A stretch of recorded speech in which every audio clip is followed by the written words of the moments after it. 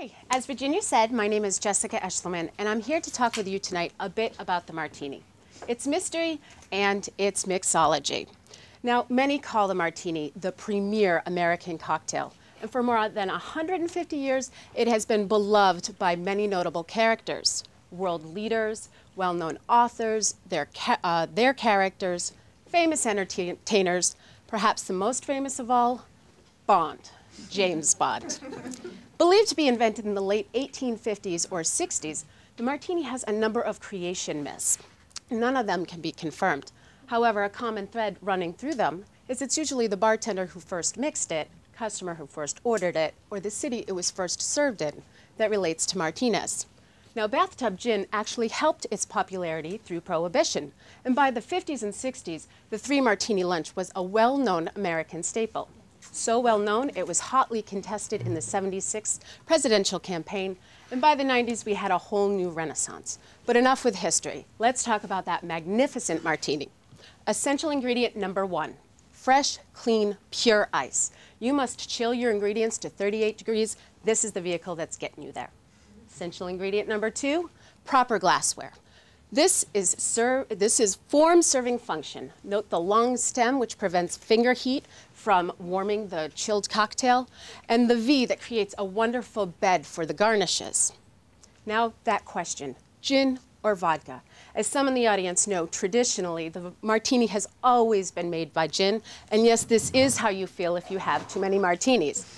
The Renaissance of the '90s ushered in the reign of the supreme vodka Martini we enjoy today. You must also have dry vermouth, which is a concentrated aromatic wine.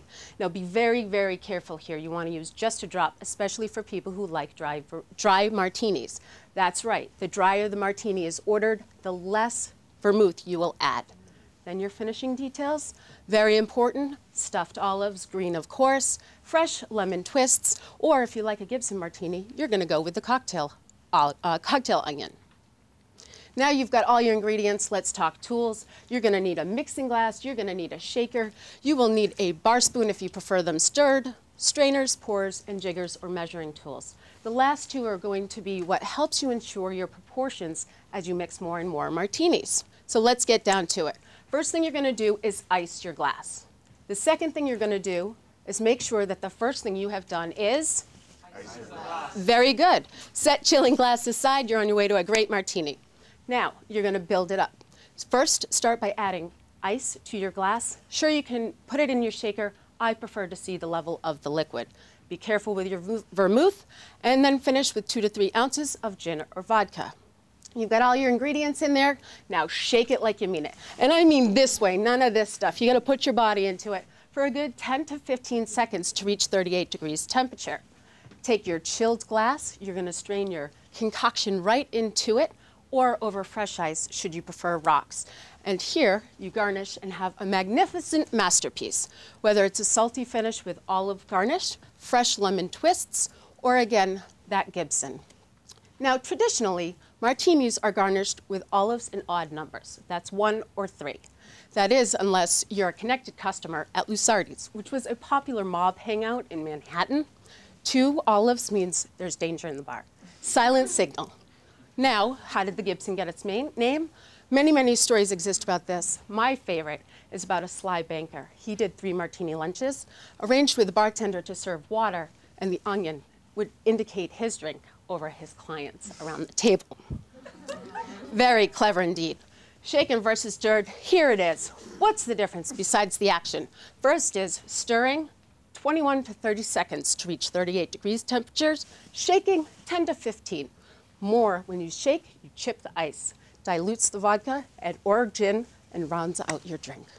Whether you like shaken, stirred, up rocks, go out to downtown, there's great places that you can have a wonderful martini. But how does Concord take its martini? We did a very unscientific poll, and here's what we learned. Vodka martinis straight up with olives, often ordered by Grey Goose if it's vodka, or Bombay Sapphire. So, Bernardo Devado called the martini America's supreme gift to world culture. My hope is that the information you have received tonight helps with the gift of gab the next time you belly up, the gift of know-how the next time you entertain, and with that, cheers to the martini. Thank you.